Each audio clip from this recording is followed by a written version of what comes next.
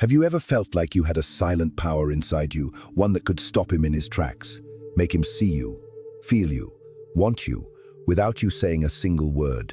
Maybe you've tried being sweet, supportive, successful. You followed the rules, smiled at the right times, stayed quiet when you were supposed to. But deep down, something still felt off, like you were pretending to be someone you're not. You're not alone. Carl Jung believed that within every woman lives a form of feminine energy so potent, so raw, that it can awaken the deepest desires in a man, not through control or performance, but through presence. This isn't about seduction in the way the world has sold it to you. This is about power. Ancient, sacred, undeniable power. If you've ever felt invisible or exhausted from chasing validation, stay with me. This just might change everything. You've been told to be polite, to be pretty, to be pleasing, but not powerful. From the time you were a little girl, the world handed you a script. It said things like, don't be too loud, don't make him uncomfortable, don't take up too much space. You were taught to make yourself smaller physically, emotionally, spiritually, to fit into someone else's idea of who you should be. And maybe, over time, you got really good at playing that role. You smiled when you were hurting, you nodded when you wanted to scream, you apologized when you had nothing to be sorry for. Have you ever smiled when you didn't want to, just to keep the peace? That's not kindness. That's survival. The truth is, many of us have been surviving in what feels like an invisible cage. On the outside, it's painted in soft pinks, sprinkled with glitter, labeled feminine. But on the inside, it's a quiet kind of prison. One that tells you your worth is measured by how likable, agreeable, and selfless you can be. One that whispers, be desirable but not too much. Be confident but not intimidating. Be successful but not more than him. And somewhere between all those mixed messages, you started asking yourself the question so many women carry like a secret shame. Am I ever enough? Carl Jung had a word for this costume we wear. Persona. It's the mask we create to navigate the world. It helps us feel accepted, included, safe.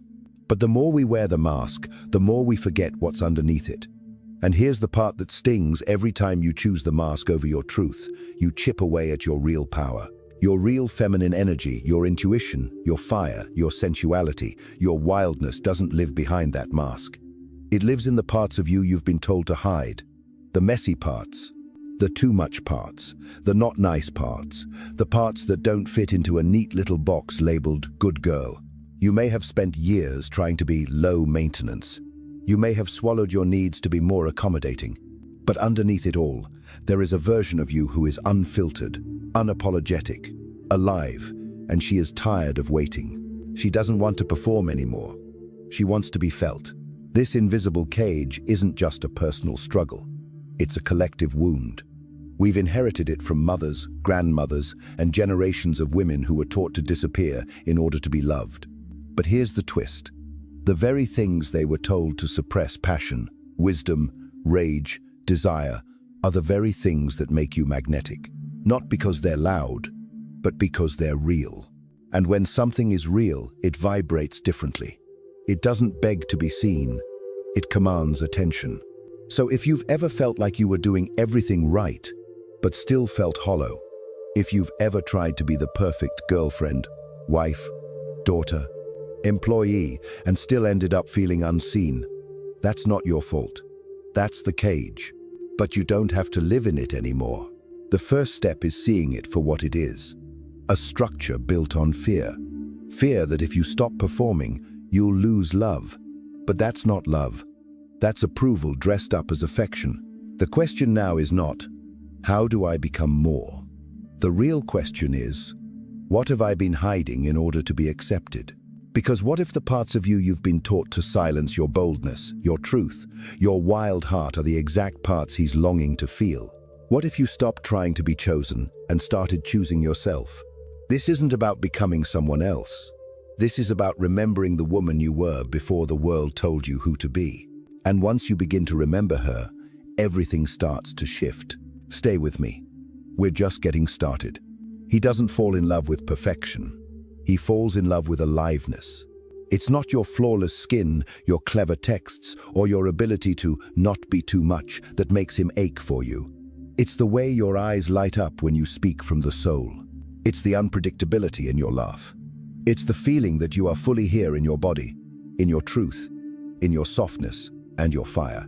Carl Jung called it the anima, the inner feminine image that lives deep within the male psyche. It's not something he's fully aware of, but it shapes the way he relates to women, to intimacy, to desire. This anima is not a Barbie doll. She's not a checklist of qualities. She is a feeling. She is life itself, messy, emotional, intuitive, mysterious. And the woman who embodies this energy, she is unforgettable. She doesn't try to be perfect. She doesn't apologize for taking up space. She doesn't need to control the moment because she is the moment. She's the wild woman, not wild as in reckless, but wild as in untamed. She trusts her body. She honors her emotions. She speaks in silence. She dances without music. She cries when her heart overflows. She doesn't need to earn her worth, because she knows she is the worth. Imagine the moon. You cannot touch it. You cannot hold it. But it pulls at the oceans. It shifts tides. It illuminates the night without making a sound. That is the feminine archetype. Jung spoke of a force that awakens something ancient in him, something sacred, something beyond words. This is not about playing games or performing rituals to get someone. It's about remembering who you already are. It's about removing the armor, the script, the idea that being loved means being less of yourself. Because the woman who owns her depth, who lets her vulnerability be seen, who moves with her own rhythm, that's the woman who lingers in his mind long after she's gone. She's not chasing, she's not begging, she's simply being. And when a man meets this kind of woman, he doesn't know what hit him. Not because she manipulates him, but because she reflects something he has forgotten within himself. Something deep, raw, and real. This is why Jung believed that a man cannot truly grow unless he connects with his inner feminine. And often, it's a woman living from that place, her own anima embodied, who stirs that awakening in him. So why does this matter to you? Because too often, you've been told that being attractive means being easy to understand, easy to handle, easy to please. But the woman he can't resist is not easy. She's complex. She's honest. She's in touch with her chaos and her calm. She doesn't ask for permission to feel. And in a world obsessed with filters and perfection, your realness is what sets you apart. Ask yourself this: what would happen if you stopped trying to be liked and started being fully alive? What would shift if you let go of the fear of being too much and embraced the wild rhythm of your own heart? Because that woman, the one who knows her worth, who walks into a room with presence instead of performance, is not a fantasy. She's not a myth. She's you, underneath the layers you've been told to wear. She's the part of you that remembers. She's the part of you that breathes deeper when no one is watching. She's the part of you that doesn't need to be chosen because she chooses herself. And when you live from that place, everything changes. You stop asking, how do I make him want me? And start asking, how do I want to feel in my own skin? Because when you become a woman who's turned on by her own life, you don't just attract someone. You awaken something in him that no one else can touch. The parts of you you've been told to hide, your rage, your craving, your sadness, those are not flaws. They are keys. Not everyone will tell you this. In fact, most of the world will try to convince you to lock those parts away. Be quieter, be softer, be easy to digest. But those pieces of you, the ones that don't fit the mold, the anger that simmers beneath your smile, the desire that pulses behind your polite no, the grief that tightens your throat when you're alone, those are not the problem. They're the beginning of your freedom. Carl Jung called this the shadow, the hidden self, made up of everything we've learned to reject in order to be accepted. It's not evil, and it's not broken. It's simply exiled. You were taught that certain feelings were too much. You were rewarded for being agreeable, not assertive. And over time, you learned to tuck away the parts that made others uncomfortable, even if they were the truest parts of you. But here's the truth: no one wants to say out loud, you cannot fully step into your power while pretending those parts of you don't exist. You can't be whole if you're constantly slicing off pieces of your soul just to be loved. And let me ask you something. What if your shadow wasn't your enemy, but your wildest form of power? Think about that for a moment. What if the very things you're ashamed of are the fuel for your magnetism? What if your tears make you more radiant? What if your anger is sacred? What if your longing, your deep, burning, breathless longing isn't something to silence, but something to honor? Your shadow holds that longing, not for attention or control, but for truth, for alignment, for life that feels real. When you ignore it, it doesn't disappear. It festers. It leaks out in self-doubt, burnout, passive aggression, emotional numbness. But when you turn toward it, when you meet it without judgment, it becomes light. That's the paradox. The shadow doesn't stay dark once it's seen. It becomes fuel. Have you ever noticed that the most captivating people are not necessarily the happiest or the most polished, but the most real? That's not an accident. That's shadow integration. It's the woman who lets herself rage without losing her grace. The one who can cry openly without shame. The one who knows how to hold her own contradictions because she stopped trying to be easy. She dances with the shadow. And that dance? It's not quiet. It's fierce. It's raw. It's beautiful. You don't do this work by forcing your darkness into light. You do it by holding it, feeling it, allowing it, giving it a voice. When you can say to yourself, yes, I feel jealous. Yes, I feel insecure. Yes, I'm afraid, and I still choose to love myself. You begin to crack open the power that's been buried beneath layers of guilt and perfectionism. And when you start living from that place, your full, whole, messy self, you stop attracting people who only want your mask. You begin to attract those who are drawn to your depth, who aren't afraid of your intensity, who see your fire and bow to it, instead of trying to put it out. But this isn't about other people. This is about you. Because the shadow isn't here to ruin your life. It's here to wake you up to it. To shake you out of the smallness that's keeping you stuck.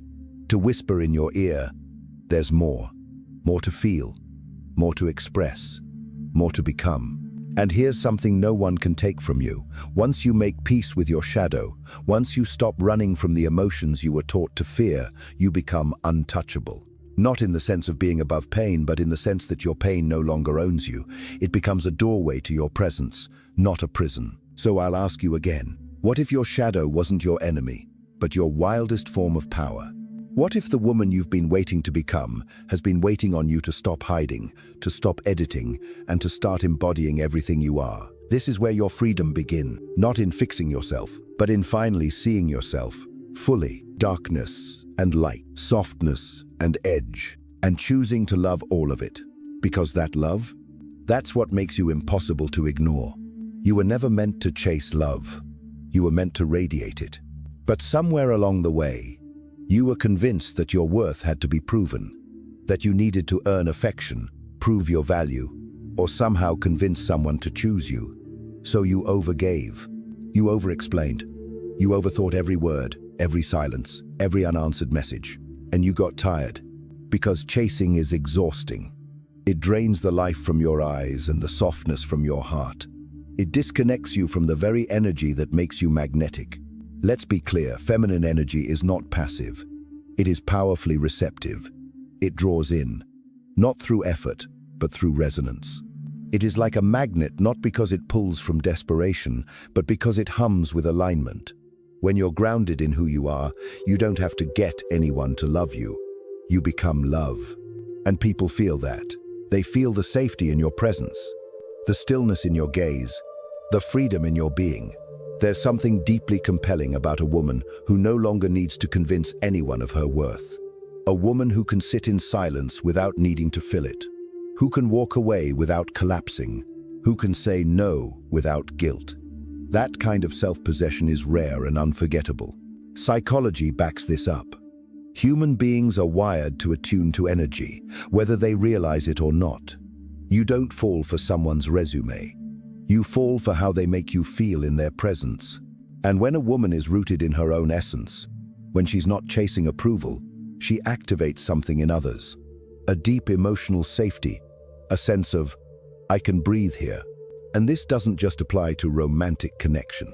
You walk into a room and feel every eye turn to you, not because of what you wear, but because of who you are. People don't even know why they're drawn to you. But they are, because presence can't be faked. And your presence, when it's unburdened by performance, is electric. So what creates that presence? It's not charm. It's not trying harder. It's truth. It's the way you carry yourself when you no longer need anything from anyone, when you're in love with your own life, when you're not waiting to be chosen, because you've already chosen yourself. This shift from chasing to attracting happens the moment you stop asking, "What do they think of me?" and start asking, "What do I think of me?" That's the moment your power begins to rise. It's not about playing hard to get. It's about no longer abandoning yourself to be gotten. And here's the secret most people miss. True feminine magnetism doesn't come from being agreeable. It comes from being authentic. Sometimes that means being messy. Sometimes that means being still. Sometimes it means being bold. But always, it means being you. Can you trust that who you are without the mask, without the performance, is more than enough? Because when you do, you change your frequency. You stop attracting relationships built on fixing, proving, or pleasing. You start drawing in connections based on truth, depth, and emotional intimacy. You call in people who want to meet you as you are, not as a fantasy, but as a force. This shift is not about doing more. It's about being more. Being more embodied, being more aware, being more willing to let go of control, and let life move through you. It's soft, yes, but make no mistake, it's strong. Because the woman who no longer chases is a woman who knows her power. And the woman who knows her power, she becomes unforgettable. So ask yourself, what would change if you stopped reaching for attention and started cultivating connection? What would your life look like if you let go of the effort to be chosen and simply lived as if you already were? Because you are. You don't need to chase love. You are love. And when you remember that, the game changes completely. Not because you tried harder, but because you finally let yourself be seen. This isn't about becoming someone new. It's about remembering who you were before the world told you to shrink. Before you were told to quiet your voice. Before you learned to second-guess your intuition. Before you were praised for being agreeable and punished for being real. There was a version of you who danced without looking around, who spoke without apologizing, who felt joy and pain without filtering any of it. That version of you is not lost. She's waiting. This journey isn't a climb toward perfection. It's a return to wholeness, a remembering of the woman who lives beneath the expectations, the roles, the layers of should. She doesn't need to be created. She simply needs to be uncovered. Carl Jung believed the goal of life isn't to become better in the way society defines it, but to become whole. He called it individuation, the process of integrating all parts of yourself, both the light and the shadow, so you can live as your full, authentic self, not a curated image, not a version crafted to please others, but you, undiluted, present, alive. And that kind of woman doesn't just attract love, she awakens it, not by trying, not by chasing, but by simply being who she already is. She walks into a room and shifts the energy, not because she's loud, but because she's real. She doesn't manipulate to be seen. She doesn't soften herself to be accepted. Her presence alone is the invitation. And when a man meets that kind of presence, when he feels the depth of a woman who knows herself, he doesn't just desire her, he respects her. He feels called by her. Not to fix her, not to control her, but to rise to meet her. Because when you live from your wholeness, you don't seek completion in someone else. You become a mirror that reflects what's missing in them. You ignite something sacred, something ancient, something they didn't even know they were longing for. And you don't do this by pretending. You do it by remembering, by shedding the layers of approval seeking and performing, by no longer twisting yourself to fit into spaces that were never meant to hold your truth. By reclaiming the pieces of yourself you were told to hide: the fire, the softness, the silence, the storm. This is your becoming. Not a becoming that changes you into someone better, but one that brings you back to who you were before you learned to hide. So ask yourself gently, what part of you have you abandoned to feel acceptable? What truth have you silenced in order to be safe? And what would it feel like to finally stop shrinking and start expanding into all of who you are? You don't have to know the entire path. You don't need to have it all figured out. You just need to be willing to be honest, to be curious, To be brave enough to let go of what no longer fits. Because the moment you stop performing is the moment you start becoming. You don't need to be more beautiful, more interesting, more perfect. You just need to be more you. The world needs that version of you. The raw one, the tender one, the bold, breathtaking, too much, just enough version of you. So I'll ask one last time, are you ready to stop performing and start becoming? You've carried this power all along, not something to chase, not something to earn, something that was always yours, quietly waiting beneath the noise, beneath the roles, beneath the years you spent trying to be enough. It was never about adding more, it was about remembering. Remembering the woman who doesn't shrink, the woman who doesn't ask for permission, the woman who lives, breathes, feels, and radiates. You don't need to rehearse this version of you. You already are her. She's not an idea. She's a feeling, a homecoming. And once you return to her, you don't go back. You begin to live from a place of truth so deep, so real. It awakens something in everyone around you. So take a breath. Let this be the moment you stop hiding. Share this if you feel it waking something inside you. Comment your moment of remembering. And if you're ready to grow with others walking the same path, subscribe. Because your journey is just beginning. No more pretending. No more proving. This is your return to power.